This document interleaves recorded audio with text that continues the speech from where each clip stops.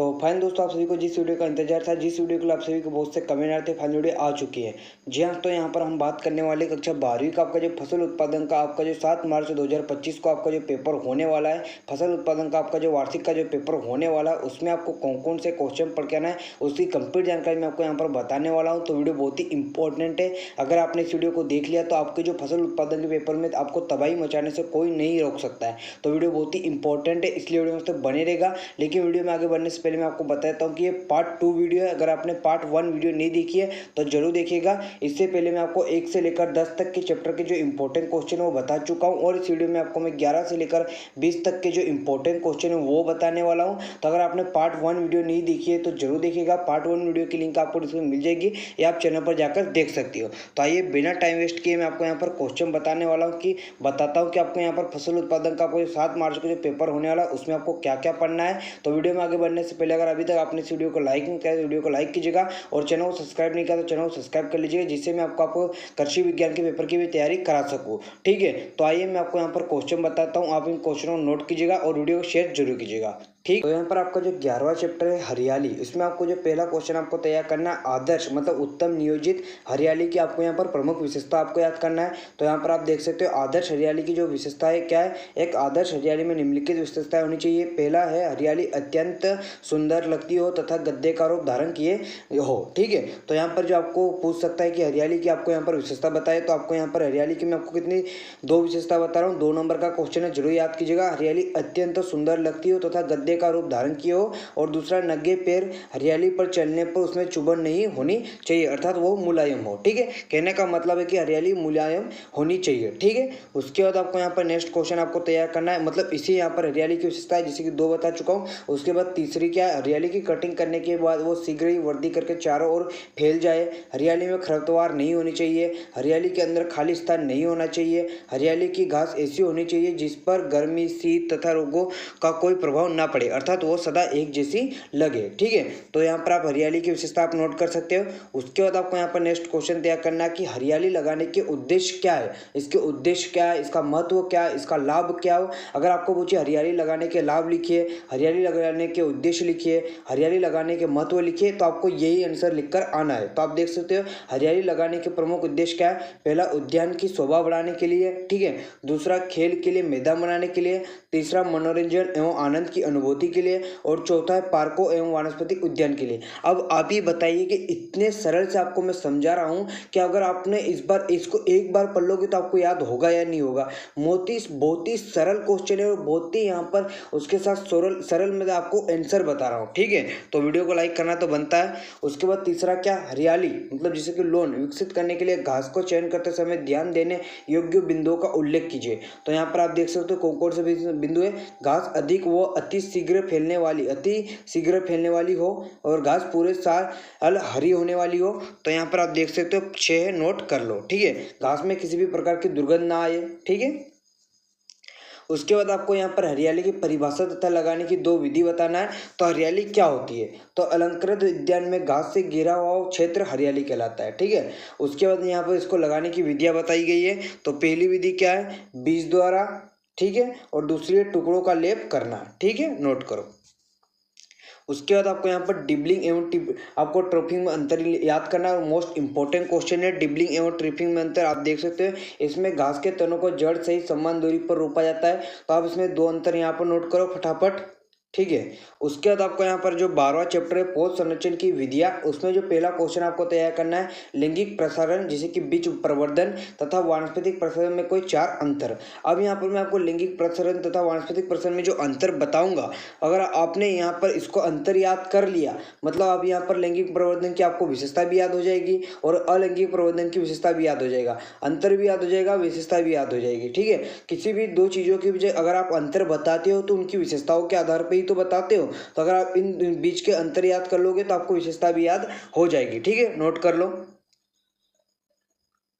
ठीक है, नोट करो।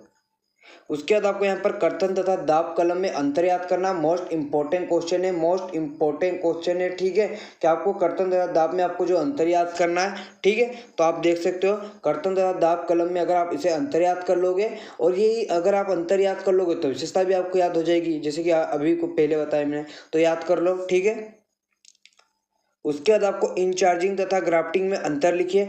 तो ये वाले चैप्टर्स आपको अंतर याद करके जाना है और अंतर वाले क्वेश्चन बहुत ज़्यादा इंपॉर्टेंट है, तो तैयार जरूर कीजिएगा। 4 अंतर है, नोट कीजिए, ठीक है। उसके बाद आपको यहाँ पर वानस्पतिक प्रसरण के आपको अवगुण या यूं कहिए कि हानियां दोष आपको बताना है। तो आप देख सकते हो, जैसे कि पहला क्या, पौधे का जीवन काल अपेक्षाकृत कम होता है, इस विधि से नई प्रजाति उत्पन्न नहीं की जा सकती है। वानस्पतिक प्रसारण की बात कर रहा है, ठीक है, नोट करो। उसके बाद आपका जो 13वां चैप्टर है फलों की खेती पार्ट 1, इसमें आपको जो पहला क्वेश्चन याद करना है, तलवर शक्कर तथा जड़ शक्कर की परिभाषा आपको यहाँ पर बताना है। तो केले की जड़ से निकले हुए शक्कर जिनकी पत्तियों का आकार तलवर की तरह होता है, जिस तथा वे कम चौड़ी होती है, तलवर शक्कर कहलाते हैं। इनसे तैयार पौधे मजबूत एवं अधिक फल देने वाले होते हैं। वही ऐसे शक्कर जिनकी पत्तियां चौड़ी तथा कमजोर होती है जड़ शक्कर कहलाते हैं। इन्हें प्राय नए पौधे तैयार करने के लिए काम में लाया जाता है, क्योंकि इनमें फल कम लगते हैं, ठीक है, नोट करो। उसके बाद आपको यहाँ पर अंगूर की लताओं की काट छांट एवं ट्रेनिंग की किन्हीं 5 विधियों का आपको यहाँ पर वर्णन करना है। तो आप देख सकते हो पिछले साल पूछा गया था ये वाला क्वेश्चन। तो आपको यहाँ पर निफिन एक सहारे पर सीधने की विधि, तो आप इसे पढ़ लीजिएगा, नोट करो। अभी अपने पास ज़्यादा समय नहीं कि मैं आपको यहाँ पर समझाने बैठूँ। उसके बाद हेड प्रणाली, और हेड प्रणाली तो सभी को पता ही है, लेकिन इस बार ट्रेविस हेड को अच्छे से विकेट किया है, ठीक है, अपनी टीम इंडिया फाइनल में है। तो टीम इंडिया के लिए एक लाइक और कमेंट बनता है, फटाफट यहाँ पर टीम इंडिया के लिए कमेंट कीजिए, ठीक है। हेड को विकेट किया था, लेकिन ये हेड दूसरा है, ठीक है। हेड प्रणाली, हेड को किसने विकेट किया था इस बार? ये प्रणाली एक सहारे पर सिधाने की विधि से मिलती जुलती है। इसमें लताओं की लंबाई 55 से 120 सेंटीमीटर रखी जाती है, तो ये पढ़ लीजिएगा, ठीक है। और फिर ट्रेनिंग और कोडन प्रणाली और पंडाल प्रणाली, ठीक है, पंडाल प्रणाली, ठीक है, नोट करो। उसके बाद पपेन किसे कहते हैं? तो पपीते के कच्चे फलों से दूध निकालकर एवं उसे सुखाकर जो पदार्थ बनता है उसे पपेन कहते हैं, मतलब पपेन कहलाता है, ठीक है, सरल है, पढ़ लीजिएगा। पपेन का आपको यहाँ पर उपयोग बताना है। तो चमड़ा पकाने के लिए वो पपेन का उपयोग करता है, मांस को मुलायम करने अथवा गलाने के लिए, ऊनी कपड़ों को प्रोसेसिंग के लिए। तो सभी 8 यहाँ हैं, उसमें से जो 5 अच्छे लगे वो याद कर लीजिएगा, ठीक है। उसके बाद यहाँ पर आपको ये मोस्ट इंपॉर्टेंट क्वेश्चन है, अंगूर की खेती का वर्णन निम्नलिखित बिंदुओं पर कीजिए। तो यहाँ पर मैं आपको कुछ बिंदु बताता हूँ जो कि आपको तैयार करना है। तो पहला वानस्पतिक, मैं यहाँ पर आपको 5-6 यहाँ पर जो 2-3 तो बताऊंगा, तो वो आपको याद रखिएगा। वानस्पतिक नाम, 100% अंगूर का वानस्पतिक नाम को पता होना चाहिए। ऑब्जेक्टिव में आ सकता है, खालिस्तान में आ सकता है, रेगिस्तान में आ सकता है, आपकी जो ऑब्जेक्टिव वाले क्वेश्चन है उसमें आ ही सकता है। कुल आपको पता होना चाहिए, ये जो पॉइंट बता रहा हूँ याद रखना। उत्पत्ति स्थान आपको पता होना चाहिए, इसकी जो प्रमुख जाति वो पता होना चाहिए। उसके बाद आपको यहाँ पर क्या पता होना चाहिए, इसमें कीट और रोग का पता होना चाहिए। उपज, फिर आपको यहाँ पर प्रजाति का आपको पता होना चाहिए, और यहाँ पर अंगूर का आर्थिक महत्व पता होना चाहिए।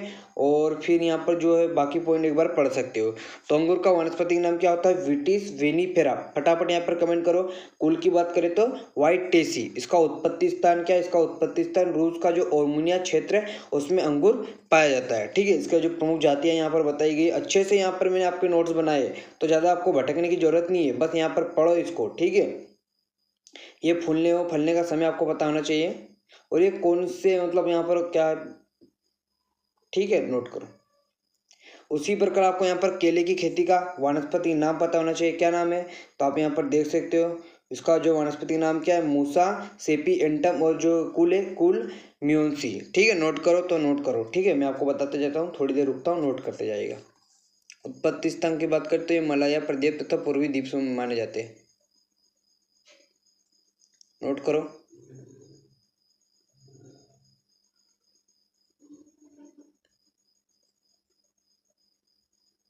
उसी प्रकार आपको पपीते की खेती का आपको यहाँ पर बताना है, ठीक है। वानस्पतिक नाम बताना है, उत्पत्ति स्थान हो गया, जलवायु हो गया, कुल हो गया, ठीक है, नोट करो। बस इसी चैप्टर, मतलब ये आप ये वाले क्वेश्चन पता होना चाहिए आपको। ये 4 नंबर के क्वेश्चन है, इसलिए ये इतने बड़े आपको लग रहा होगा कि सर इतने बड़े क्यों।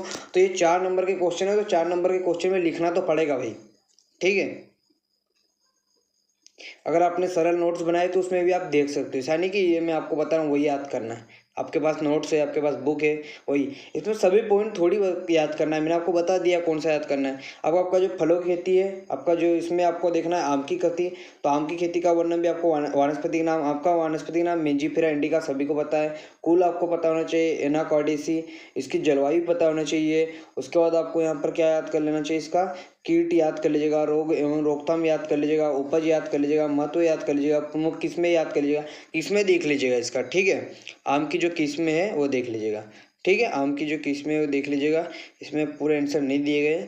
उसी प्रकार आपको अमरूद की खेती का आपको देख लेना है।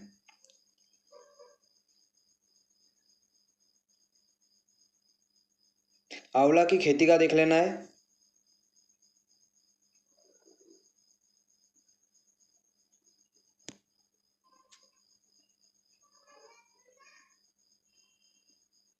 नींबू प्रजाति, नींबू प्रजाति के 5 पौधों के नाम और वनस्पति नाम को याद रखना है। तो आप देख सकते हैं यहाँ पर इसके वनस्पति नाम आपको याद रखना है। नींबू, संतरा, महानींबू, लेमन और माल्टा, ये क्या है? नींबू प्रजाति के पौधे हैं। अब इनके आपको यहाँ पर याद रखना है, जैसे कि मौसमी या यूं कहीं की मालिया, इसका वनस्पति नाम याद रखना है। संतरा का याद रखना है, चकोतरा का याद रखना है, नींबू का रखना है, महानींबू और लेमन, इनका आपको यहाँ पर वनस्पति नाम पता होना चाहिए, ठीक है। उसके बाद आपको यहाँ पर आम में एकांतर फलन के कोई 5 आंतरिक महत्वपूर्ण कारण। मोस्ट इंपॉर्टेंट क्वेश्चन, सबसे पहले आम का एकांतर फलन क्या होता है, मोस्ट इंपॉर्टेंट क्वेश्चन है ये। परिभाषा तो 100% आपको पूछेगा 2 नंबर में, तो जरूर याद रखिएगा। एकांतर फलन, आम के एकांतर फलन से आप क्या समझते हो? तो बहुत से फल, क्या है? बहुत से फल वृक्ष एवं ऋतु में भरपूर फल उत्पन्न करते हैं और आगामी ऋतु में या तो बिल्कुल निष्फल हो जाते हैं तथा बहुत कम फल पैदा करते। वृक्षों की इस स्वभाव को एकांतर फलन कहते हैं। अब इसके कहने का मतलब क्या है? अब यहाँ पर मान लीजिए कि ये मान लीजिए ये क्या है, ये मान लीजिए ये, अभी इसको रखो, ठीक है, ये समझो। ये मान लीजिए, आप ये समझ लीजिए कि ये है 2022, क्या है ये 2022, और ये है 23 और ये 24। तो मान लीजिए कि 22 में आम, यहाँ पर ये पेड़ है, आम का पेड़ है। अब मेरे को पेड़ बनाते नहीं आ रहा, अब तुम मतलब पेड़ में यहाँ से बनाऊंगा तो समझ नहीं आएगा, ये पेड़ समझ जाए इसको, ठीक है। तो यहाँ पर आम, मान लीजिए यहाँ पर वो आम, यहाँ पर बहुत सारे आम लग गए इस पेड़ पे, ठीक है, बहुत सारे आम लग गए आपके, तो मजे आ गया, ठीक है। उसके बाद जो अगला साल है उसमें मतलब बस 2-3 लगे आम, मतलब ज़्यादा आम ही नहीं है। फिर बहुत सारे 2024 में बहुत सारे आम आए। तो ये जो आम है, किसी साल तो बहुत ज़्यादा आम लगते हैं, कि फिर उसके अगले ही साल आम नहीं लग रहे, उसके बाद फिर आम लग रहे। तो यही जो आम का जो ये जो प्रक्रिया, यही एकांतर फलन होती है। यहाँ पर आप देख सकते हो एकांतर, इसका अगर अच्छे से पढ़ोगे तो एकांतर मतलब एक और अंतर। तो यहाँ पर वही बता रहा है कि बहुत से फल एक वृक्ष में भरपूर फल उत्पन्न करते हैं और आगामी ऋतु में या तो बिल्कुल निष्फल हो जाते हैं अथवा बहुत कम फल पैदा करते हैं। वृक्षों के इस स्वभाव को एकांतर फलन कहते हैं, ठीक है। अब इसके क्या मतलब स्वभाव है, इसका क्या कारण है, वो यहाँ पर बताया गया है, ठीक है, नोट करो। लेकिन इंपॉर्टेंट क्वेश्चन है, ठीक है, याद रखिएगा। इसके निवारण के उपाय बताए गए हैं।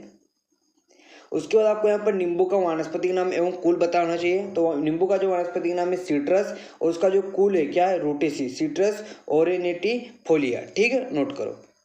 उसके बाद आपको आपका जो अध्याय 15 है औषधीय पौधों की उत्पादन तकनीकी, उसमें आपको जो पहला क्वेश्चन तैयार करना है, सफेद मूसली का आपको वानस्पतिक नाम आपको पता होना चाहिए, उसका कुल पता होना चाहिए। तो सफेद मूसली का जो वानस्पतिक नाम क्या है, क्लोरोफाइटम, क्या है, बोरी व्हील एनम, और कुल क्या है, लिली एसी, ठीक है, नोट करो। उसके बाद आपको यहाँ पर हल्दी का वानस्पतिक नाम, तो ये ऑब्जेक्टिव वाले क्वेश्चन है, याद रखिएगा। हल्दी का वानस्पतिक नाम कुरकुमा, और कुरकुमा लोंगा, और कुल क्या है, जिंजी बरेसी, ठीक है। इस क्या है, इस बोगल का आपको वानस्पतिक नाम कुल पता होना चाहिए। तो वानस्पतिक नाम है प्लांटेगो ओटा, और कुल है प्लांटा जेनेसी, ठीक है। उसके बाद आपको यहाँ पर वच का वानस्पतिक नाम, तो वच का वानस्पतिक नाम है एकोरस, केलेकमस, और कुल है ओरेसी, ठीक है। अश्वगंधा का वानस्पतिक नाम विथानिया, और सोमिनिफेरा, कुल है सोलेनेसी। लहसुन का वानस्पतिक नाम इलियम सेटाइवम, और कुल हमारी लेडेसी। अध्याय 16 व्यवसायीकरण, क्या व्यावसायिक फसलों की खेती, व्यावसायिक फसलों की खेती। तो यहाँ पर पहला पूछा है लेमन घास का आपको वानस्पतिक नाम बताना है। तो लेमन घास का जो वानस्पतिक नाम है सिम्बो पोगान, और फूले कोसो ओसम, तथा कुले पोएसी, ठीक है। रतन जोत का आपको वानस्पतिक नाम कुल पता होना चाहिए। तो रतन जोत का वानस्पतिक नाम जेठोपा कर्कस, और कुल है यूफोब्रियसी। आपको फिर यहाँ पर खस घास का वानस्पतिक नाम कुल बताया गया है। पुदीना का वानस्पतिक नाम कुल बताया गया है। सिंट्रोला घास का वानस्पतिक नाम है कुल बताया गया है। फिर ये वाला क्वेश्चन भी नोट करो कि सिट्रोनोला घास के किस भाग से तेल निकाला जाता है, तो पत्तियों एवं परोड़ों से, ठीक है। सिट्रल घटक से संबंधित पौधे का नाम लेमन घास। मेथा का कुल लिमेसी। अध्याय 17 फल परीक्षण तकनीकी मोस्ट इंपॉर्टेंट क्वेश्चन है। अस्थायी तथा स्थायी परीक्षण में आपको अंतर याद रखना है। तो वही बात है कि आप इसका सिद्धांत सिद्धांत परिभाषाएं लिख दो, स्थायी और अस्थायी परीक्षण का आपको अंतर याद रखना है। ठीक है, ये स्थायी का है और ये अस्थायी का है। ब्लाचिंग क्या है, इसके लाभ लिखिए। तो आप देख सकते हो डिब्बाबंदी से पहले फलों तथा सब्जियों को उबलते हुए पानी में निर्धारित समय तक डालने की क्रिया को उबलते पानी का उपचार या ब्लाचिंग कहते हैं। मोस्ट इंपॉर्टेंट क्वेश्चन, इसके लाभ क्या है। फल नरम तथा मुलायम हो जाते हैं। दूसरा, लसलसे पदार्थ तथा दुर्गंध बाहर निकल जाती है। जीवाणुओं की संख्या कम हो जाती है। तो याद रखिएगा। सुखाना तथा निर्जलीकरण में क्या अंतर है, तो ये मोस्ट इंपॉर्टेंट क्वेश्चन है, जरूर याद रखिएगा, आपको पूछा जाता है। मोस्ट इंपॉर्टेंट क्वेश्चन है सन डायरिंग और यहाँ पर जो डिहाइड्रेशन, क्या आपको ये बहुत ही इंपॉर्टेंट क्वेश्चन है, जरूर याद रखिएगा। ब्लाचिंग तथा फार्मिंग में अंतर मोस्ट इंपॉर्टेंट क्वेश्चन है। अंतर वाले क्वेश्चन तो छोड़ना ही नहीं है, आपके एग्जाम में 100% आपको देखने को मिलेंगे। कैनिंग तथा बोतलिंग में आपको अंतर याद रखना है। अध्याय 18 परिरक्षित एवं तथा उनका विपणन, तो उसमें आपको यहाँ पर आचार की परिभाषा याद रखना है। सरल है, खाद्य पदार्थों का नमक, तेल, सिरका एवं अन्य मसालों के द्वारा परीक्षण कला ही आचार कहलाता है। ठीक है। जैम की परिभाषा, जैम उस खाद्य पदार्थ को कहते हैं जो फूलों के गूदे को चीनी एवं खटास के साथ मिलाकर निश्चित गाढ़ेपन तक पकाने में तैयार होता है, जिसमें चीनी की मात्रा कितनी होती है, 60 से 70% होती है। मार्मलेड की परिभाषा लिखिए, मोस्ट इंपॉर्टेंट क्वेश्चन है। सोवेज की परिभाषा लिखिए। जेली बनाते समय बरती जाने वाली सावधानियों का उल्लेख कीजिए, मोस्ट इंपॉर्टेंट क्वेश्चन है, पूछा जाता है, मोस्ट इंपॉर्टेंट है। ठीक है, याद रखिएगा। अच्छी जेली के प्रमुख गुण तथा विशेषताओं का आपको यहाँ पर बताना है। ठीक है। जैम तथा जेली में अंतर लिखिए, तो आप नोट कर सकते हो। जैम फलों के गूदे से तैयार किया जाता है, जेली फलों के रस से बनाई जाती है। तो बहुत ही सरल सरल आंसर है। ठीक है। टमाटर का सॉस या केचप बनाने की विधि पिछले साल पूछा गया था। टमाटर को सॉस बनाते समय आवश्यक सावधानियां। अमरूद की जेली बनाने की विधि को चरणबद्ध कोई 5 बिंदुओं में लिखिए, मोस्ट इंपॉर्टेंट क्वेश्चन है, नोट कर लो।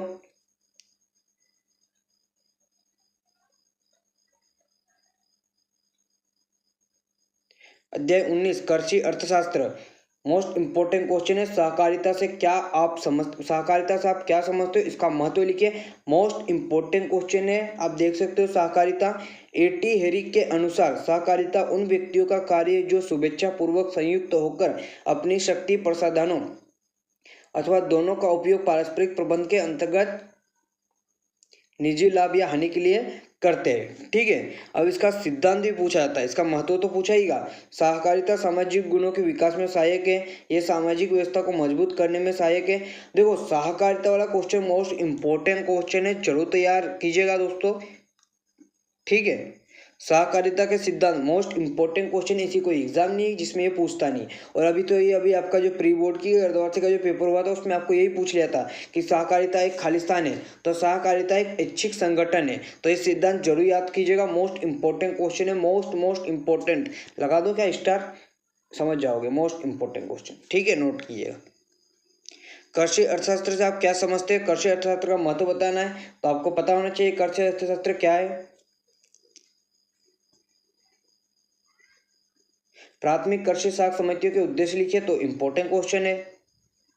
भूमि बंधक बैंक से आप क्या समझते हो, लाभ लिखिए। अध्याय 20 लास्ट भू सर्वेक्षण, तो भू सर्वेक्षण से किसे कहते हैं ये आपको बताना चाहिए।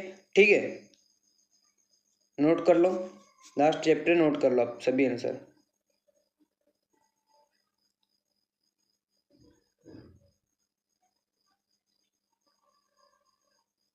ठीक है। क्षेत्र पुस्तिका किसे कहते हैं, तो यहाँ पर मैंने आपको 11 से लेकर 20 तक के जो इंपॉर्टेंट क्वेश्चन है वो बताए। इससे पहले मैं आपको बता चुका हूँ कि 1 से लेकर 10 तक के जो इंपॉर्टेंट क्वेश्चन है मैं इससे पहले आपको मैं बता चुका हूँ। तो अगर आपने पार्ट 1 वीडियो नहीं देखी तो अभी जाइए, पार्ट 1 वीडियो की लिंक आपको डिस्क्रिप्शन मिल जाएगी। और यहाँ पर मैंने आपको 11 से लेकर 20 तक के जो इंपॉर्टेंट क्वेश्चन है वो बता दिए। अब इस प्रकार मैंने आपको यहाँ पर 1 से लेकर 20 तक के जो इंपॉर्टेंट क्वेश्चन है वो सभी के सभी क्वेश्चन बता दिए। अगर आपने इन क्वेश्चन को अच्छे से तैयार कर लिया तो आपका जो फसल उत्पादन का पेपर है उसमें आप तबाही मचाने वाले हो। अगर आप इसका पीडीएफ डाउनलोड करना चाहते हो तो आप हमारे टेलीग्राम चैनल रूपसेप क्लास के माध्यम से कर सकते हो। इसके अलावा कुछ डाउट या क्वेश्चन है तो हम इंस्टाग्राम पर आकर डीएम कर सकते हो। इंस्टाग्राम की लिंक भी आपको इसमें मिल जाएगी, ठीक है। और यहाँ पर मैं आप सभी को बता देता हूँ कि अगर आपने बोर्ड एग्जाम स्पेशल चैनल को सब्सक्राइब नहीं किया तो बोर्ड एग्जाम स्पेशल चैनल को सब्सक्राइब जरूर कर लीजिएगा। बोर्ड एग्जाम स्पेशल चैनल आप सभी को मोस्ट इंपॉर्टेंट चैनल है, तो बोर्ड एग्जाम स्पेशल चैनल को सब्सक्राइब जरूर कीजिएगा। और वीडियो को लाइक नहीं करते वीडियो को लाइक कीजिएगा। टेलीग्राम चैनल को ज्वाइन जरूर कर लीजिएगा। इंस्टाग्राम पर फॉलो जरूर कर लीजिएगा। तो अभी के लिए इतना ही, मिलते हैं में। जय हिंद।